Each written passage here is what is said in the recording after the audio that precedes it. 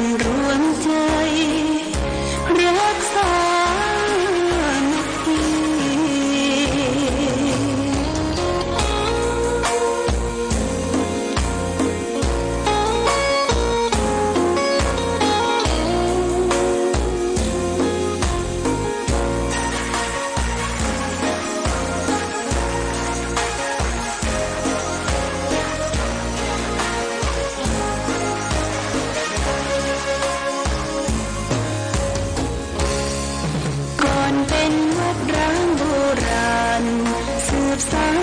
2524พระมหาราชครูเกษรา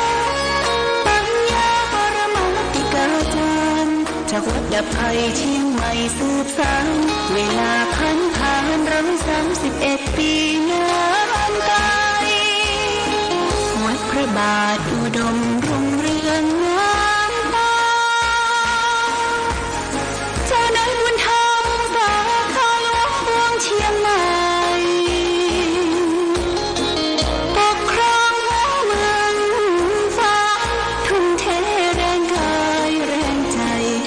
ชาติพันธุ์รวมใจ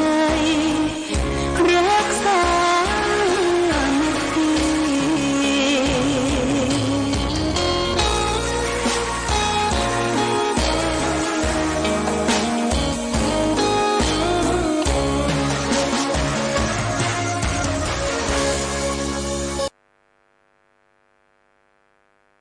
เจริญสุขศรัทธาสาธุชนญาติโยมท่านพุทธบริษัทต่างหลายวันนี้รายการธรรมประทีปส่องต่างก็ได้มาพบปะกับพ่อแม่พี่น้องศรัทธาสาธุชนญาติโยมแห่งครั้งหนึ่งวันนี้เป็นวันเสาร์ที่28เดือนกันยายนพุทธศักราช2567ซึ่งตรงกับเดือน10ใต้เดือน12เหนือแรม11ค่ำปีมะโรงวันนี้เป็นวันเสาร์วันหยุดแต่ที่ทางวัดพระพุทธบาทอุดมนี่ก็มีการปฏิบัติธรรมประจำวันเสาร์ญาติโยมก็สามารถที่จะไปร่วมไหว้พระสวดมนต์พร้อมกันได้ตั้งแต่9 โมงถึง11 โมงครึ่งหลังจากที่รับประทานอาหารกลางวันน้ำปานะกา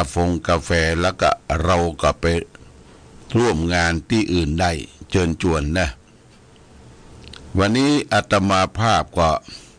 จะได้อยู่วัดในช่วง9 โมงถึง10 โมงหลังจากนั้นก็จะได้เดินทางไปงานตาลสลักพัดของที่วัดสระนิคมหนองตุ้มซึ่งเป็นวัดเจ้าคณะตำบลเวียงเขต1ไปฉันเพลที่หั่นก็ออกจากวัดก็ประมาณจัก10 โมงปลายบักใกล้เนาะบักไก่ไปกำเดียวย่อมล่ำก็ถึงและไปฉันเพลก็ร่วมประกอบพิธีถวายต้นสลักพัดและวันนี้เช่นเดียวกันณที่เวียงป่าเป้าก็ได้เปิดวิทยุมอนิเตอร์ฟังจากตุลุงจากปุ้นตุลุงยองจากสถานีของอำเภอดอยหล่อเพิ่นว่าเพิ่นออกมาจากตีซีก็จะมารวมจุดกันที่วัดสุพรรณนี่อยู่ในเวียงป่าเป้ารวมกันที่หั่นฉันอาหารเจ้ากันที่หั่นแล้วก็มีกำหนดการไปแจกสิ่งของต่างๆที่พี่น้องได้รับผลกระทบ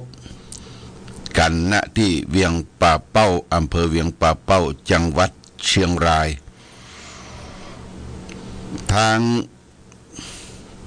ผู้ปฏิบัติธรรมประจำวันเสาร์เขาก็ได้บริจาคให้หอมกันไปสถานีบริจาคให้หอมกันไปส่วนหนึ่งก็ประมาณ 3,000 บาทแล้วก็ที่แม่จงตีส่วนหนึ่งก็ให้หอมกันไปก็วันนี้บ่ได้ไปกันเนาะเพราะว่างานตั้งเพก็นักเดี๋ยวงานปฏิบัติธรรมเดี๋ยวงานวันสละนี่ก็แจ้งให้ทางคณะสงฆ์ขึ้นสีขาวได้รับทราบว่าวันนี้หลวงพ่อบ่ได้ไปร่วมก็จะทำกิจกรรมที่อำเภอฝางฝนจะตกมาบ้านญาติโยมนะตกมาประมาณ 50-70% โซนภาคเหนือตอนบนแล้วก็ถ้าคืนก็ตกลงมาจนถึงเมื่อเจ้านี่สินะส่วนตกเป็นเครือถ้าตกเป็นเครือเป็นสินี่ถ้าตกทางบนดอยบนเขานี่อันตรายเพราะว่ามันซึมมันทำให้เอาน้ำที่ต้นไม้ซับไว้น่ะไปปะกันพอดีแล้วก็ต้นไม้ที่ซับน้ำไว้ในรากในโคนก็จะคายน้ำออกมาทำให้น้ำนักขึ้นมาแหมเจิงนองอย่างที่ได้รับผลกระทบจากแม่น้ำห้วยแก้วแม่น้ำอย่างต่างๆขุนตังห้วยแก้วขุนตังยังเจียงใบก็ทะทางลังลงมาท่วมในเมืองเจียงใหม่แล้วก็ท่วมไปทางหางดงแล้วก็ในมหาวิทยาลัยเจียงใหม่อ่างแก้วนี่น้ำท่วมน้ำเจิงน้ำนองเพราะน้ำหลากที่บนดอยมาขุนน้ำที่บนดอยอันนี้ก็เขาก็ต้องระมัดระวังภัยอยู่ใกล้อยู่หิมก็ร่วมด้วยช่วยกันนะผู้เฒ่าผู้แก่ก็ออกจากบ้านจากจองเอาไปฝากพี่ฝากน้องจะไปห่วงเข้าห่วงของโดยเฉพาะบ้านจันเดียวนี่จะเสียหายบ้านจันเดียวนี่เสียหายเขาก็ต้องสอดส่องดูแลเจ้าหน้าที่อาสาสมัครก็ต้องดูแลช่วยกันวันนี้วันเสาร์ญาติโยมวันเสาร์ก็จะได้นำสาระธรรมนำมาฝากคือแก่ญาติโยมท่านสาธุชนทั้งหลายในช่วงนี้เป็นช่วงที่ทางรัฐบาลเปิ้นเอาเงินมามอบเพื่อแก่พี่น้องประชาชนคนละ10,000 อันที่ได้งวดแรกนี่ก็ได้ไปที่บ่ได้ก็ต้องรอไปก่อนอย่างธนาคารหลายธนาคารอำเภอฝางก็เต็มไปด้วยผู้คนไปกดเงิน10,000เปิ้นฮื้อเนี่ยเอามาจับมาจ่ายเอามาใช้สอยสิ่งที่เป็นประโยชน์ต่อครอบต่อครัวเอามาลงทุนลงแรงคำบุญค้าขายอย่างต่างๆคือมันเป็นประโยชน์ถ้าเราไม่ได้ทำเป็นประโยชน์เนี่ยมันเดือดร้อนเช่นว่าเอาเงินเอาทองมาเล่นมาฉลองมากินมาเล่นการพนันมาคบคนชั่วเป็นมิตรเที่ยวกลางคืนอย่างนี้จะทำให้เสียประโยชน์เสียดายเงินทองเป็นของหายากนะญาติโยมเป็นของเขียมเป็นของหายากและพี่น้องประชาชนที่ยังบ่ได้เงินได้ทองก็ทางรัฐทางหมู่บ้านเปิ้นก็ฮู้ว่าเฮามีฐานะพอกินพออยู่พอดำเนินชีวิตเปิ้นจะช่วยเหลือคนไร้โอกาสต่างๆก่อนเพื่อให้ได้มีโอกาสลืมตาอ้าปากในการใช้เงินใช้ทองไม่ใช่ว่าเปิ้นมอบเพื่อแล้วเอาไปกินเอวเที่ยวเตรแต่เจ้าได้ยินข่าวมีเรื่องราวมีบุคคลคนหนึ่งรอเงินจะออกวันจันทร์นี่รอบ่ไหว ก็เป็นลักของลักอย่างเปิ้นลักของกินของว่าเปิ้นจับยับได้ว่าเป็นจะได้โอ้ไปท่าเงิน10,000บัดตันการอีโลบัดตันการต้องไปกินถึงวันนี้บัดตันการมันรอบัดได้ญาติโยมนะคือเป็นลักของเปิ้นมากินก็หวังจะได้เงิน10,000มาใจถ้าก็ถามว่าถ้าได้เอามาอย่างเอามาฉลองโหเอามาฉลองมาซื้อเหล้าซื้อยากินฉลองมันบ่ใจเรื่องนะมันบ่ใจเรื่องเงินทองกำแก้วเป็นของมีแล้วใจให้มันประโยชน์ต่อครอบต่อครัวต่อลูกต่อหลานรู้จักประหยัดอดออมเมื่อเรารู้จักประหยัดอดออมแล้วเราก็จะเป็นฐานเริ่มต้นของการที่จะได้สร้างฐานะสร้างตนสร้างตัวสร้างครอบสร้างครัวอยู่ดีมีสุขในการดำเนินชีวิตของเฮาต่อไปทีนี้เรื่องเงินเรื่องทองเรื่องปัจจัยเข้าของเงินทองที่เฮาถืออยู่มีอยู่เนี่ยพระพุทธเจ้าก็ได้สอนไว้ว่าผู้ที่มีประโยชน์ถือโภคทรัพย์แล้วก็คือเอาทำบุญ5อย่างนะญาติโยมทำบุญ5อย่างผู้ที่มีโภคทรัพย์สมบัติคือทำบุญ5อย่างมีอะไรอย่างพ่อง1เลี้ยงตัวมารดาบิดาบุตรภรรยาบ่าวไพร่ให้เป็นสุขนี่ข้อหนึ่งนะเลี้ยงตัวเองบรรดาบิดาบุตรภรรยาบ่าวไพร่ให้เป็นสุข2เลี้ยงเพื่อนฝูงให้มีความสุข3บรรบัดอันตรายที่เกิดจากเหตุต่างๆ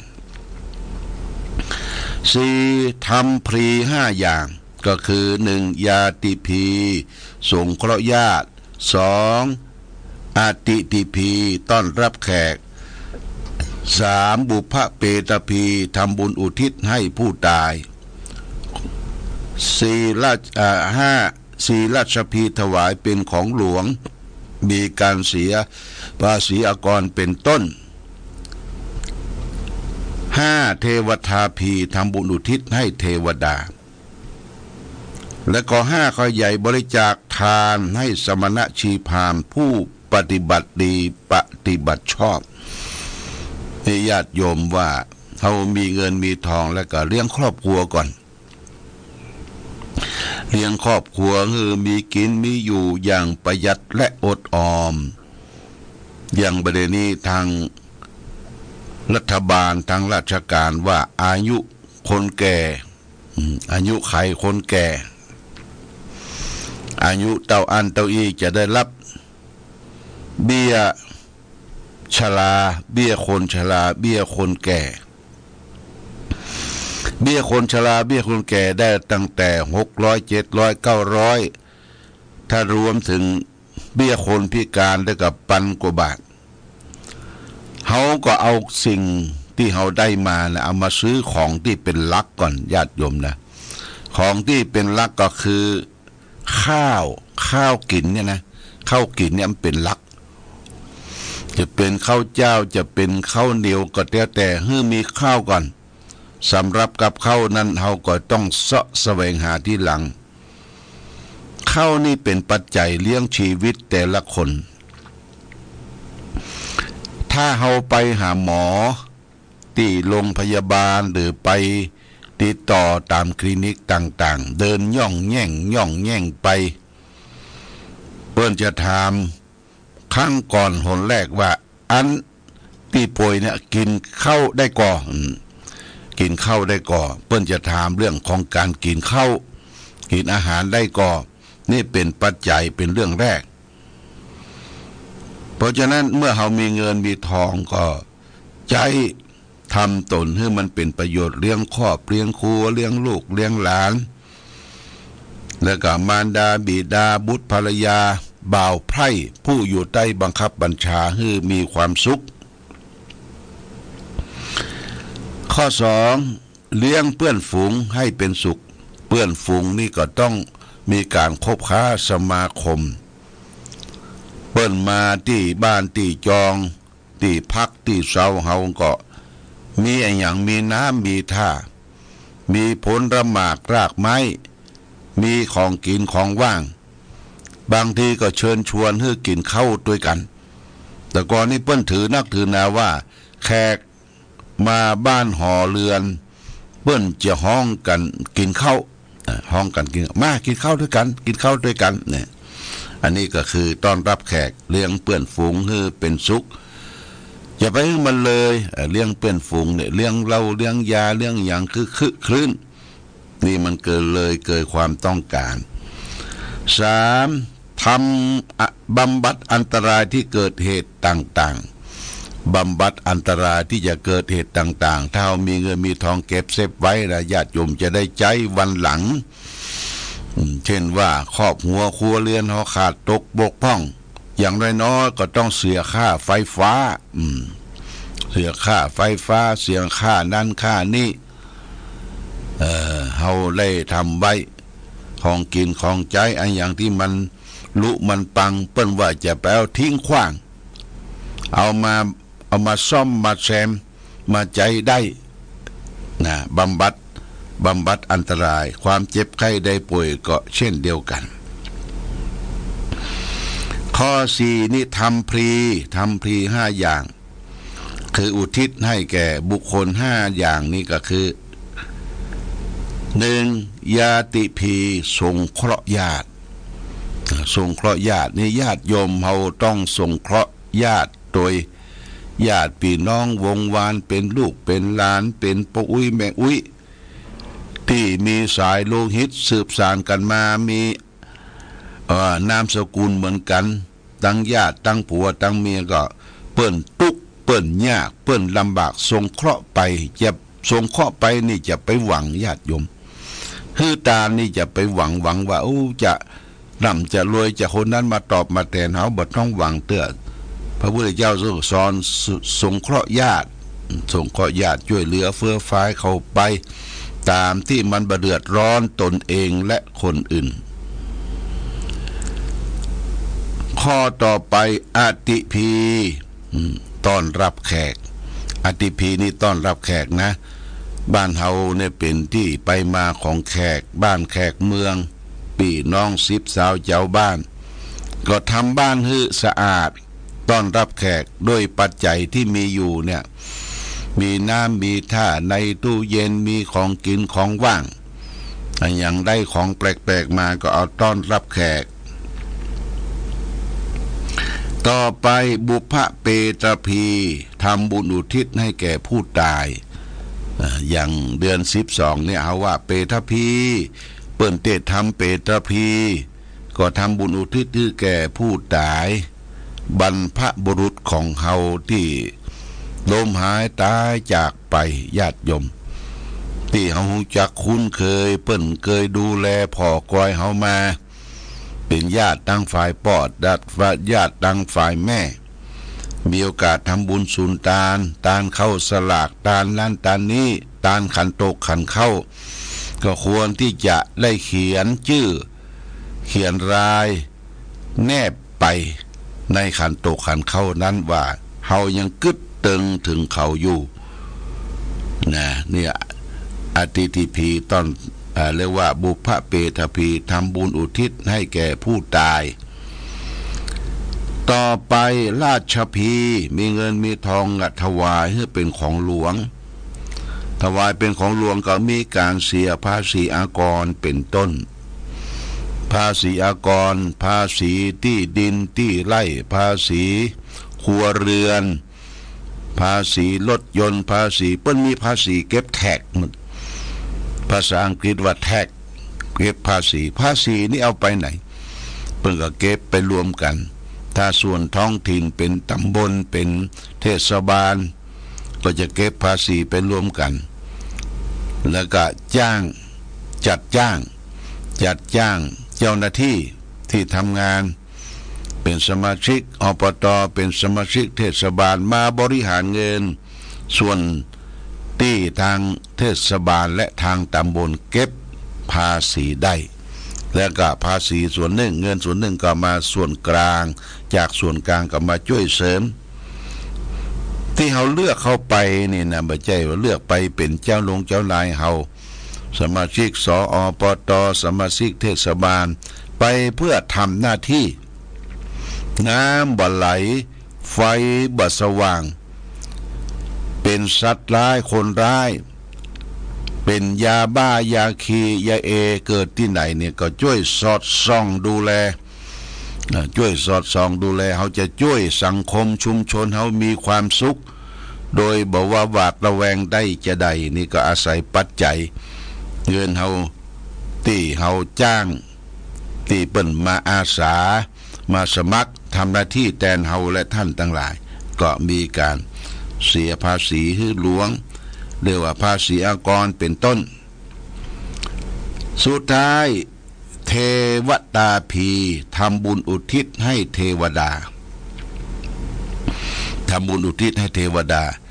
เทวดานี่มีหลายประเภทเรียกว่าพระภูมิเจ้าที่เทวดารักษาแผ่นดินรุกขเทวดาเทวดารักษาต้นไม้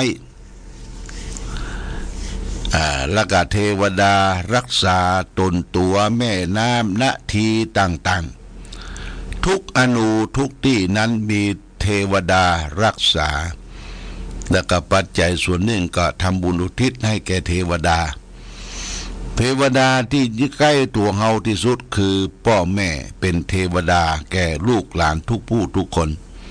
เพราะท่านทำจิตใจเหมือนกับเทวดามีแต่ฮื้อแต่ให้มีแต่อภัยเขาทำบุญครั้งใดเวลาใดก็มีขันโตขันเข้าขันหนึ่งเอาตาลให้แก่เทวดาแต่ทุเจ้าเบิ่งก็จะว่าเทวดารักษาตนตัวต้าน้ำนาทีต้นไม้ลูกคะเทวดารักษาที่อยู่ที่อาศัยเนี่ยเพิ่งก็จะห้ำไปเอาก็หยาดน้ำไปถึงเทวดานี่อาศัยปัจจัยที่เขามีอยู่เนี่ยเทวตาพีทำบุญอุทิศให้เทวดาผู้ที่ถือประโยชน์โภคทรัพย์5อย่างข้อสุดท้ายบริจาคทานในสมณพราหมณ์ผู้ประพฤติชอบก็เอาไว้ทำบุญสุนทานใส่บาตรญาติปกทำบุญอุทิศให้แก่ผู้ที่วายชนผู้ที่เรานับถือตะกี้ก็มีโยมอยากม่อนปิน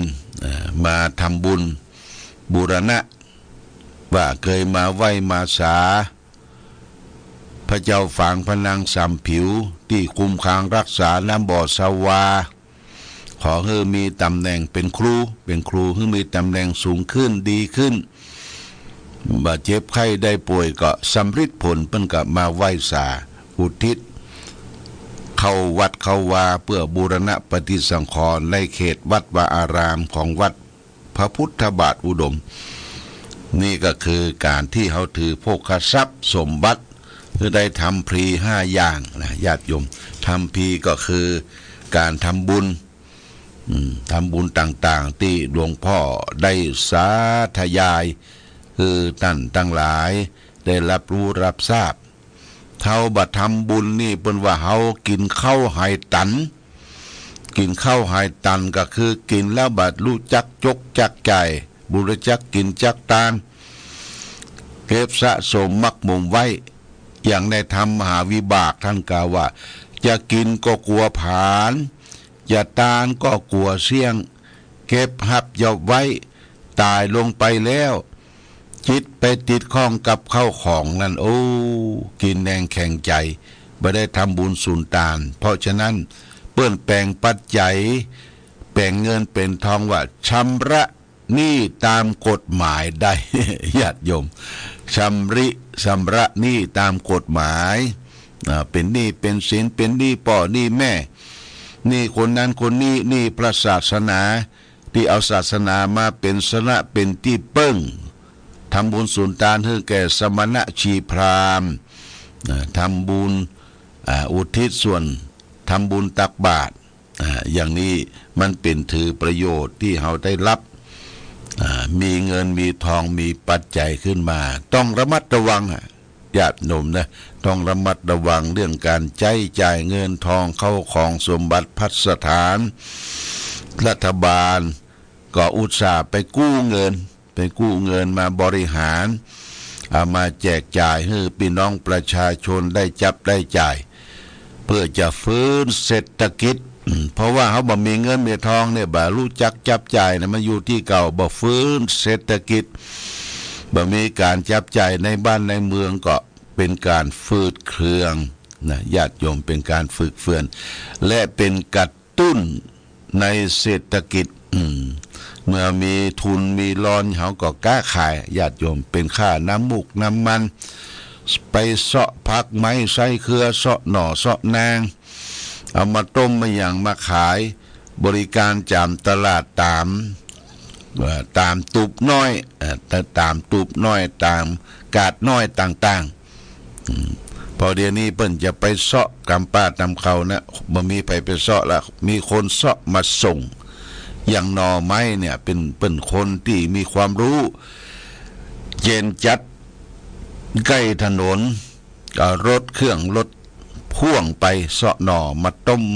เสร็จแล้วก็มาขายตามตูกาดน้อยเขาก็ไปพอแย้งพอว่าอันใดที่จะเอาไปใจเป็นการบริโภคอาหารผักไม้ใส่เกลือผักกาดผักกีหอมป้อมเขาไม่ต้องไปกาดหลวงก็ได้กาดกอมกาดก้อมกาดน้อยเนี่ยมีทั่วไปอันนี้ก็จับจ่ายเงินให้เป็นประโยชน์ที่เขาได้รับมาอันนี้ก็ฝากไว้มีการประหยัดอดออมเป็นต้นเอาละวันนี้รายการธรรมประทีปส่องต่างได้มาพบกับญาติโยมท่านสาธุชนในวันเสาร์วันนี้ก็ขออำนวยอวยใจให้ทุกท่านได้ตั้งอกตั้งใจดำเนินชีวิตด้วยความซื่อสัตย์สุจริตทั้งตนเองและคนอื่นแต่ขอให้ท่านทั้งหลายจงมีความสุขความเจริญมีความรุ่งเรืองมีการเข้าธรรมถึงธรรมปฏิบัติธรรมประกอบไปด้วยจตุรพิธพรชัย4ประการคือมีอายุวันนะสุขภาระมีปฏิภาณทะนาสารสมบัติธรรมสารสมบัติคุณสามธงชาติและเพลงชาติไทยเป็นสัญลักษณ์ของความเป็นไทยเราจงร่วมใจยืนตรงเคารพธงชาติด้วยความภาค